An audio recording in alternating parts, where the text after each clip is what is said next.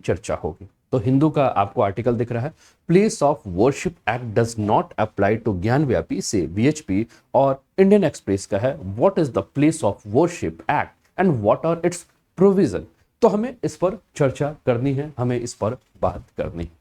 तो दोस्तों जैसा कि मैंने कहा कि ये जो टॉपिक है, ये टॉपिक है आपका उपासना स्थल अधिनियम के संदर्भ में। मामला है बनारस यानी कि काशी का।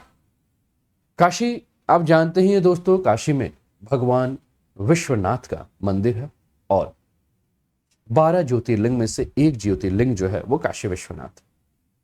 काशी विश्वनाथ मंदिर के ही पास आपको एक मस्जिद मिलेगी, जिस मस्जिद का नाम जो है वो है ज्ञान व्यापी मस्जिद। तो काशी विश्वनाथ मंदिर और ज्ञान व्यापी मस्जिद के परिसर में मां श्रृंगार गौरी स्थल की जो है वो वीडियोग्राफी कराई गई है, और वीडियोग्राफी सर्वेक्षण से वाराणसी के एक सिविल न्यायालय के आदेश को चुनौती देने वाली एक याचिका को जो है वो सुप्रीम कोर्ट में दायर किया गया। सुप्रीम कोर्ट को में जब इस याचिका को दायर किया गया तो विश्व हिंदू परिषद हो या मुस्लिम संस्था, उन दोनों की जो बातें पहुंची, जिसपे कि कल सुप्रीम कोर्ट ने अपना आदेश भी दिया, और सुप्रीम कोर्ट ने यह कहा कि जिस स्थान पर यह कहा जा रहा है कि इस स्थान पर भगवान शिव के जो निशान मिले हैं या जो शिवलिंग मिला है, उस स्थान को छोड़कर बाकी सारे स्थान पर जो है वो पूजा, बाकी सारे स्थान पर जो है वो मुस्लिम भाइयों को जो है वो प्रवेश दिया जाए कि वो अपनी नमाज अदा कर सकें।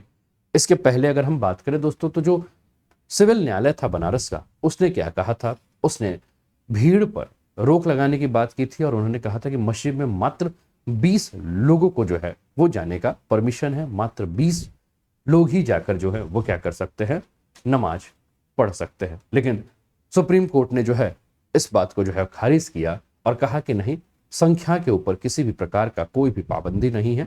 हाँ, लेकिन जो एक स्थान है, जिस स्थान को अगर हम कह रहे हैं कि ये स्थान जो है वो भगवान शिव की मूर्ति यहां पाई गई है, तो उस स्थान को क्या कर दिया जाए कि घेर दिया जाए और इस पर आगे चलकर बात की जाएगी। तो ये पूरा का पूरा जो मामला है, उस मामले पर हमें चर्चा करना है, और इस मामले को चर्चा करते हुए इसको हमें सही तरीके से देखना भी है कि असली मुद्दा क्या है और आगे क्या हो सकता है। यहां अगर हम मुख्य तर्क के बारे में अगर हम बात करें दोस्तों, तो जो मुख्य तर्क हमें आ रहा है, जिस पर हमें चर्चा करना है, place of worship act 1991 and ज्ञान व्यापी मस्जिद डिस्प्यूट, इस पर हमें पूरी की पूरी चर्चा करना है, इस पर हमें पूरे बातों को समझना है। अगर आप लोग को ये मुद्दा अच्छा लग रहा होगा और आपको लगता है कि इस मुद्दे पे मुझे ज्यादा से ज्यादा लोगों तक अपनी बातों को पहुंचाना चाहिए, तो कृपया एक बार लिंक को जो है वो अपने सारे मित्रों के साथ शेयर कर दीजिए, और उन्हें भी कहिए कि वो देखें कि क्या है उपासना स्थल अधिनियम और क्या है काशी विश्वनाथ मंदिर और ज्ञान व्यापी मस्जिद परिसर का ये जो सर्वेक्षण किया गया है वो किस लिए विवाद में आ चुका है, और क्या है आपका place of worship act 1991 and ज्ञान व्यापी मस्जिद डिस्प्यूट, है ना। तो फटाफट जो है वो शेयर करते हैं। अब हम जब बात कर रहे हैं मुख्य तर्क की, तो मुख्य तर्क यह है कि वाराणसी न्यायालय ने जो है एक आदेश दिया, और इस आदेश में अगर हम बात करें तो इस आदेश को इलाहाबाद हाई कोर्ट के द्वारा क्या किया गया, बरकरार रखा गया, जिसमें उपासना स्थल विशेष प्रावधान अधिनियम 1991 के द्वारा स्पष्ट रूप से जो है वो प्रतिबंधित करने की बातें की गई।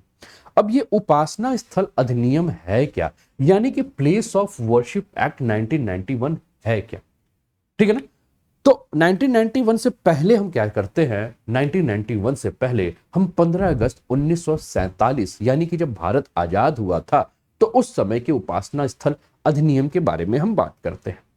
तो दोस्तों ये जो उपासना स्थल अधिनियम है, यह अधिनियम किसी भी पूजा उपासना स्थल की वस्तु स्थिति को उसी अवस्था में रोक देने या बनाए रखने की बात करता है, और ऐसा कहा गया था 15 अगस्त 1947 को। अब इसमें छूट क्या दी गई थी, तो दोस्तों ज्ञान व्यापी के पहले आपको याद होगा 1991 बाबरी मस्जिद, है ना, यानी कि अयोध्या। तो दोस्तों अगर हम बात करें तो अयोध्या में जो विवादित स्थल है उसको लेकर अधिनियम में जो है वो क्या की गई थी, छूट दी गई थी। और इस छूट के चलते अयोध्या मामले में इस कानून के लागू होने के बाद जो है वो सुनवाई जो है वो चलती रही, है ना। अब अयोध्या विवाद के अलावा इस अधिनियम में इन्हें क्या क्या छूट दी गई उस पर हम चर्चा करें। तो दोस्तों इसमें यह कहा गया कि कोई भी पूजा स्थल जो एक प्राचीन और ऐतिहासिक स्मारक है या एक पुरातात्विक स्थल है, जो प्राचीन स्मारक है और पुरातत्व स्थल एवं अशेष अधिनियम 1958 के द्वारा संरक्षित है, एक ऐसा वाद जो अंततः निपटा दिया गया हो, कोई भी विवाद जो पक्षों द्वारा सुलझाया गया हो, या किसी स्थान का स्थानांतरण जो अधिनियम के शुरू होने से पहले सहमति से हुआ हो, उस पर हमें क्या करना है, उस पर हमें चर्चा करना है। अब इसमें दंड क्या है, तो दंड है कि अधिनियम की धारा 6 में अधिनियम के प्रावधानों का उल्लंघन करने पर जुर्माने के साथ साथ 3 वर्ष की कारावास की सजा की प्रावधान है। अब इस अधिनियम की आलोचना क्यों हो रही है, तो इस कानून को इस आधार पर चुनौती दी गई है कि यह न्यायिक समीक्षा पर जो है वो क्या करता है, रोक लगाता है, जो कि संविधान की बुनियादी विशेषता है। और साथ ही ये मनमाना, तर्कहीन, पूर्वव्यापी कट ऑफ तिथि आरोपित करता है, जो कि हिंदू, जैन, बौद्ध, सिख के धार्मिक अधिकारों को भी जो है वो क्या करता है, सीमित करता है। उम्मीद करता हूं कि आपको समझ में आ रहा होगा। अब इसमें जो प्रावधान है, उस प्रावधानों के ऊपर भी अगर हम चर्चा करें तो थोड़ा सा इसको आप ध्यान रखिएगा। ये आपका द हिंदू का कटिंग है जो कि आपके स्क्रीन पर है। Make cut off date 1192 PIL, place of worship act 1991 क्या कह रहा है, brought by Narasimha Rao government in 1991 to counter BHP campaign for control of Babri Masjid in Ayodhya and Gyanvapi mosque in Varanasi and Shahi Idgah in Mathura. ठीक है ना। तो आप देखेंगे कि 3 जो है वो ऐसे स्थान हैं जिसको लेकर जो है ये चर्चाएं चल रही हैं। एक अयोध्या जहां बाबरी मस्जिद थी, दूसरा आपका ज्ञान व्यापी, और तीसरा अगर हम बात करें तो मथुरा जहां शाही ईदगाह है। ठीक है ना।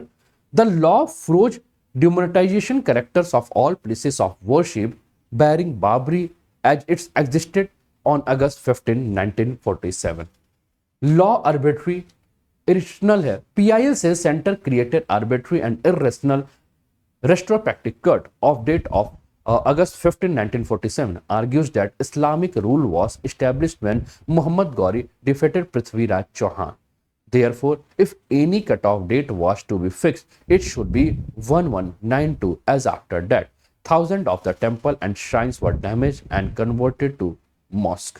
अब ये जो PIL दायर किया गया है, इस PIL दायर में 1192 की बात की गई है। 1192 यानी कि ये ऐसा वर्ष, ठीक है ना, जिस समय मोहम्मद गौरी ने पृथ्वीराज चौहान को हराया था। और मोहम्मद गौरी के द्वारा जब पृथ्वीराज चौहान को हराया गया तो कहा जाता है कि गौरी जब भारत आया था तो उसने यहाँ जितने भी मंदिर हैं उन मंदिरों को तोड़ा, और मंदिर को तोड़ने के बाद ये वहां वो मस्जिदों का निर्माण कर रहा था। ठीक है। तो कट ऑफ डेट जो मानना है, वो कट ऑफ डेट क्या मानना है, 1192 की बात की जा रही है, क्योंकि कहा जा रहा है कि जितने भी आपके ये मस्जिदों का निर्माण हुआ है, ये मोहम्मद गौरी के आगमन के बाद ही ये मस्जिदों का निर्माण हमें देखने को मिला है। यानी कि उसके बाद मुस्लिम धर्म जो है वो भारत में हमें देखने को मिल रहा है, ऐसा इस PIL में कहा गया है।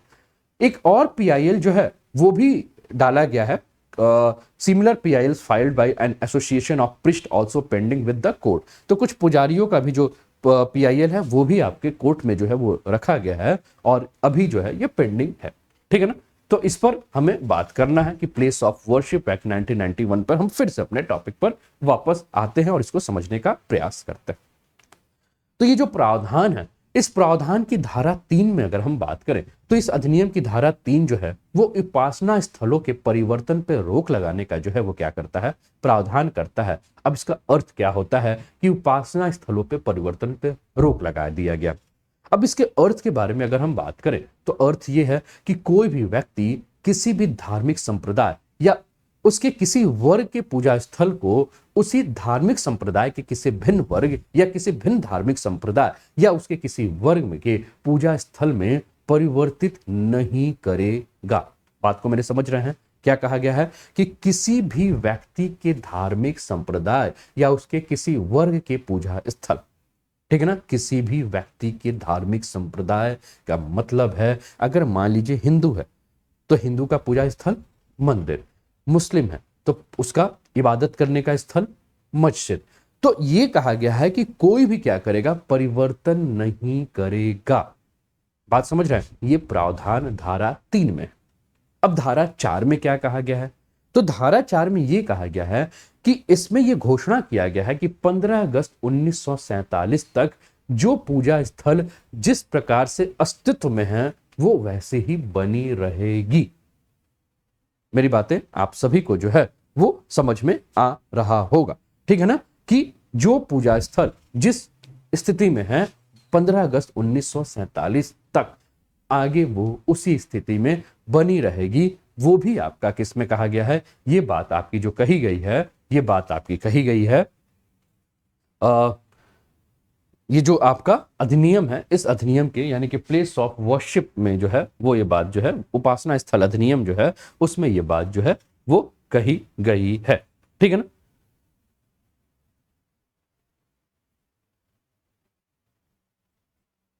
ठीक है, क्लियर है। अब आगे बढ़ते हैं, इसको और समझने का प्रयास करते हैं। धारा 4(1) 15 अगस्त 1947 यानी कि जो उपासना स्थल जैसा बना रहेगा उसको उसी अवस्था में बने रहना देना है।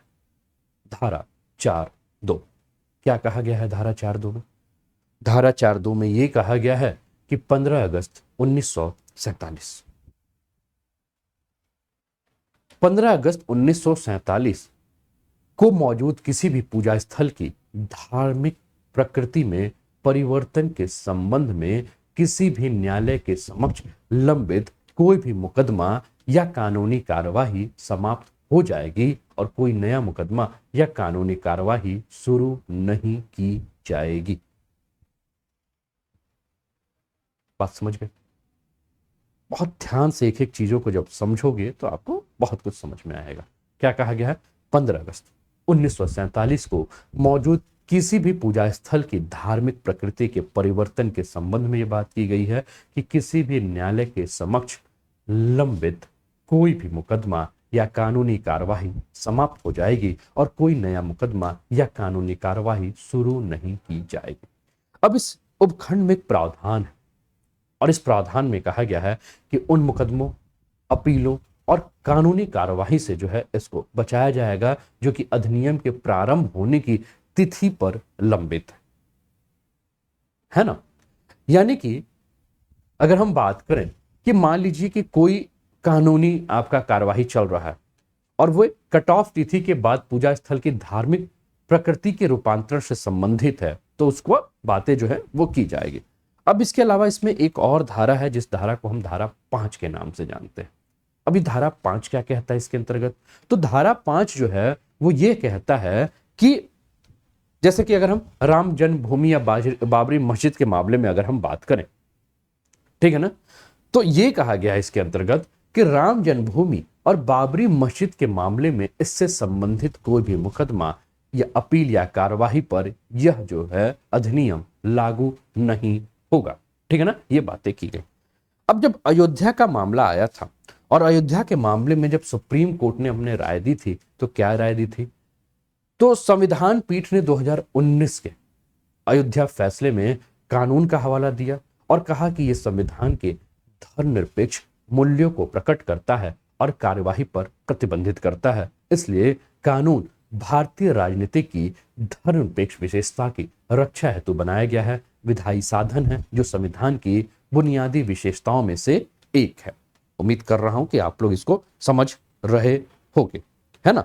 तो ये पूरी की पूरी बातें थी जिसको हमें समझना होगा कि क्यों ज्ञानव्यापी का मुद्दा और बाबरी मस्जिद का मुद्दा अलग। क्यों बाबरी मस्जिद पे ये जो कानून था इस कानून से बाहर रखा गया था, लेकिन ज्ञानव्यापी में क्यों 1192 को ही कट ऑफ माना गया है। और ये सारी बातों पे हमने चर्चा किया और उम्मीद करता हूं कि आपको समझ में आया होगा। अगर समझ में आया होगा तो ज्यादा से ज्यादा इस चीज को आगे भी बढ़ाइए, ठीक है, क्लियर है।